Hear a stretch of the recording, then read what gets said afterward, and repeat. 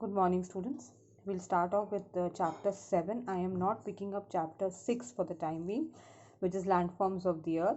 It's a little detailed chapter, and I would prefer to teach you that chapter when we meet in school. In any case, we'll start with volcanoes in case the online classes continue after this also, then we'll come back to that chapter later.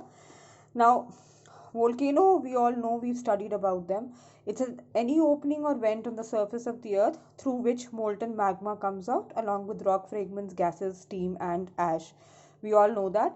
And when we study the topic of volcanoes, we call that as volcanology. And the people or the scientists who study volcanoes, they are called as volcanologists.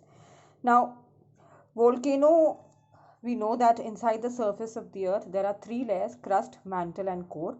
We also have studied that core is a solid layer, mantle is semi liquid, then the outer core is liquid, and then the inner core again is solid. So depending on these layers of the earth, the volcanic material, that is the magma, which is semi molten in the form, generally comes out through the mantle. Now, what actually happens is this molten material is surrounded by a lot of steam and gases, and when the pressure builds up, this forces the molten magma to come up through the cracks or vents on the surface of the earth, and it erupts with a lot of force. And then when this is ejected out, we call that as an eruption of a volcano. Now, this will also depend upon whether the volcano has one opening, that is called as a vent, or is it oozing out through many cracks on the surface of the rock. If it has one opening, we call that as vent, and we call that as a volcano. If it is oozing out through various cracks in the surface of the earth, we call that as a shield volcano or a fissure volcano, because it doesn't have one but many openings. Now we have three types of volcanoes which depends upon the frequency of eruption. When are they going to erupt? The first one is the active volcano. Of course, the active volcano is the volcano which keeps on erupting very often, and a lot of magma, cinder, ash, steam, gases, they come out from this volcano, and we call that as an active volcano. Example is Mount Stromboli near Sicily, then Mount Etna in Italy, and in India also we have an active volcano in the Andaman and Nicobar Islands, and that is called as that volcano is called as the Barren Island. So these are the active volcanoes which we have on the surface of the earth. The second, and there are approximately 500 active volcanoes all around the world. Then the second category of a dormant volcano is that they have not erupted in the geological past, but they have been inactive for a very long time, but they were active in the geological past, and there is a possibility that they might erupt any time in future. That means they are resting or sleeping, and therefore we also call them as resting or sleeping volcanoes. And if they erupt, they might create or cause a lot of damage, because they will erupt with a lot of force and they will be very violent. Some volcanoes in Philippines and Japan are considered dormant. There is a possibility that they might erupt in future. We have an example like Mount Vesuvius, which was in Italy, was considered an extinct volcano because we thought that there is no activity going on, so it won't ever erupt again.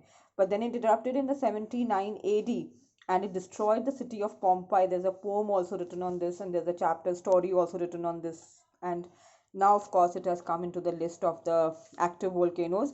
It also erupted in 1883, which is in 1793, which is very recent. Then we have another extinct volcano, which was considered Mount Krakatoa. This was in Indonesia, but it erupted in 1893 and destroyed the whole island. And it covered the sky with a lot of smoke for many days to come, that all around the world, sometimes people saw a lot of rainbows because of the amount of smoke which was given out by this volcanic eruption in 1883. Then the third category, the extinct volcano.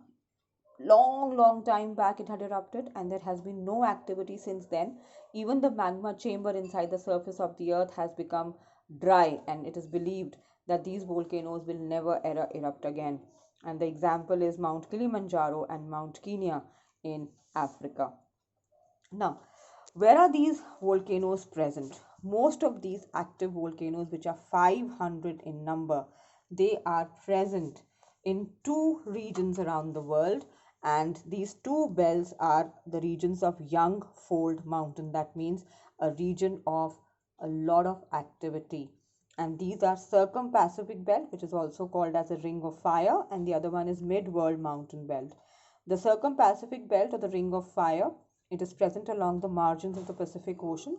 The major areas includes the Andes Mountain, the Rocky Mountains, the Aleutian Islands, and the islands of Japan, Philippines, Indonesia, which extends right up till New Zealand. I'll be posting the pictures also of these two belts along with the video, so you can always open up those pictures and see where these belts are situated exactly in the world map.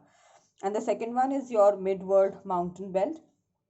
This coincides with the mountain belt of the Alps that is in Europe, comes along to Himalayas, then extends into Andaman and Nicobar Islands, and then finally merges with the circum-Pacific belt in Indonesia.